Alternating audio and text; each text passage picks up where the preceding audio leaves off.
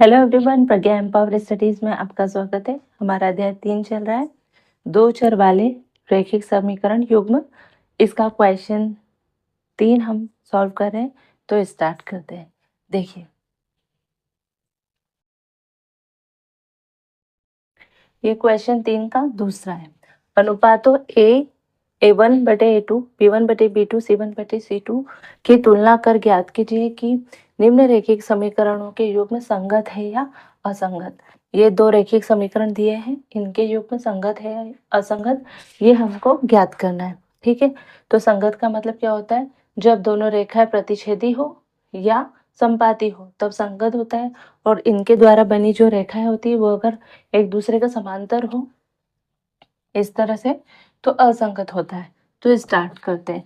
पहले क्वेश्चन में जब इसका मैंने पहला क्वेश्चन बताया था, इस थर्ड क्वेश्चन का पहला, तो उसमें मैंने सारी चीजें क्लियर की थी। ठीक है, तो अभी हम करते हैं हल। है, एक बार फिर बता देती हूँ। जैसे जब दो रेखा इस तरह से प्रतिच्छेद करे, है ना, या संपाती हो, एक के ऊपर एक हो, तो इस केस में होता है संगत। और अगर दोनों रेखाएं पैरेलल हो, यानी ये दोनों समीकरणों के द्वारा बनाएगा जो ग्राफ की रेखाएं होती है वो एक दूसरे के समांतर होती है, तो समीकरण कैसा होता है? असंगत। ठीक है, तो हमको ज्ञात करना है अनुपातों के द्वारा। हम ग्राफ नहीं बनाएंगे, अनुपात से हमको समझ में आ जाएगा। तो स्टार्ट करते हैं। देखिए, ये जो समीकरण है इसको हम पहले तो सरल कर लेते हैं। तो ये तीनों, दो का क्या करेंगे हम? एलसीएम लेंगे। तो 2 और 3 का एलसीएम होगा 6। ठीक है, दो को 2 तिया 6 और 3 तिया 9। एलसीएम लेते आपको आता होगा, नहीं आता हो तो जैसे ये 3/2 है ना, 3/2 लिखना और इसमें गुणा कर देना 6 का एलसीएम का, तो ये हो जाता है 9। ठीक है, और x का मल्टीप्लाई तो करना ही पड़ेगा, प्लस 3 दूनी 6, 2 5 10 इक्वल टू 7। ठीक है, तो इसको हम ऐसे कर सकते हैं ना, 9x प्लस 10y, 6 7 क्या होगा? 42, 42। तो ये 9x plus 10y minus 42 equal to 0, ऐसा भी हम कर सकते हैं। तो ये हमको मिल गया समीकरण 1। ठीक है, अब हम दूसरा समीकरण निकालेंगे।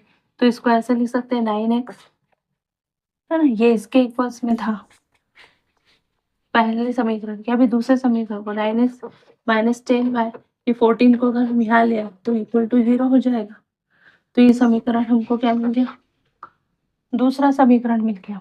ठीक है, तो ये पहले समीकरण की तुलना, समीकरण 1 की तुलना किससे करेंगे हम? इसके मूल रूप से। मूल रूप क्या होगा? a1x plus b1x plus c1 equal to 0। तो a1 का मान क्या होगा?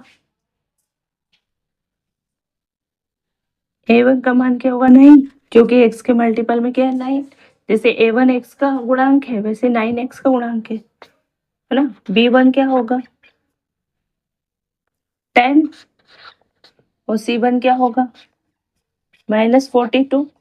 ठीक है, ये पता चल गया हमको। अब हम समीकरण 2 की तुलना करते हैं। तो समीकरण 2 की तुलना a2x b2x प्लस c2 बराबर 0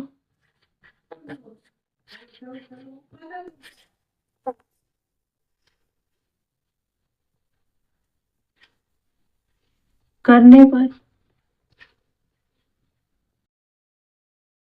ठीक है, तो a2 बराबर क्या हुआ? 9। b2 क्या हुआ? -10। c2 क्या हुआ? -14। ठीक है, ये हमने तुलना कर ली तो हमको ये गुणांक मिल गए। ठीक है, अब क्या बोला? a1/a2 का। तो देखिए a1 यहाँ कर देती हूँ, आप इसके नीचे लिख लेना। तो a1/a2 क्या होगा? a1 का मान क्या है? 9। a2 का क्या होगा? देखो a1 का 9 है, A2 का क्या होगा 9, 9 से 9 कैंसिल हुआ तो आंसर क्या होगा 1। B1 बटे B2 देखो तो B1 क्या है 10 और B2 क्या है -10, तो ये भी क्या होगा -1 आ गया। C1 क्या है -42, C1 बटे C2 -42 बाय C2 क्या है -14 कैंसिल, 14 दिया 42, तो ये क्या होगा 3। तो देखो A1 बटे A2 क्या है 1, B1 बटे B2 क्या है -1, C1 बटे C2 क्या है -3, है ना। तो ये तीनों इक्वल नहीं है, यानी A1 बटे A2 बराबर नहीं है B1 बटे B2 के, और ये भी बराबर नहीं है C1 बटे C2 के, ये बराबर नहीं है ना। तो इसका मतलब क्या है कि जब A1 बटे A2 बराबर नहीं होता B1 बटे B2 के, अगर हम इतना भी देख लें तो इससे हम समझ जाते हैं कि रेखा कैसी है, प्रतिच्छेदी, यानी कि ये रेखा इस तरह से कहीं ना कहीं एक दूसरे को कट करेगी, है ना। तो ये रेखा जैसे प्रतिच्छेदी है, मतलब कैसी है, संगत, ठीक है। तो इस प्रकार दिए रैखिक समीकरण से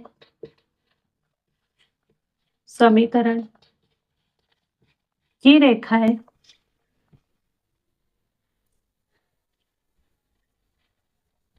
एक दूसरे को प्रतिच्छेद करती है, प्रतिच्छेद करती है,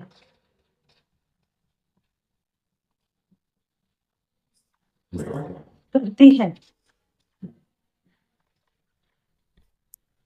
ना। अतः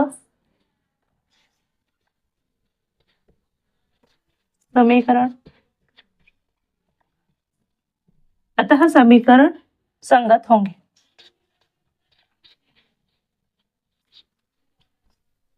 और यही हमारा आंसर है, यही हमको पता करना था, युग्म संगत है या असंगत। तो आई होप कि ये क्वेश्चन आपको अच्छे से समझ में आया होगा। वीडियो अच्छा लगे, अच्छे से समझ में आए तो प्लीज़ वीडियो को लाइक कीजिएगा, चैनल पर नए हो तो चैनल को सब्सक्राइब कीजिएगा, अपने फ्रेंड सर्कल में शेयर कीजिएगा। मिलते हैं नेक्स्ट वीडियो में, तब तक के लिए जय हिंद, जय भारत, थैंक यू।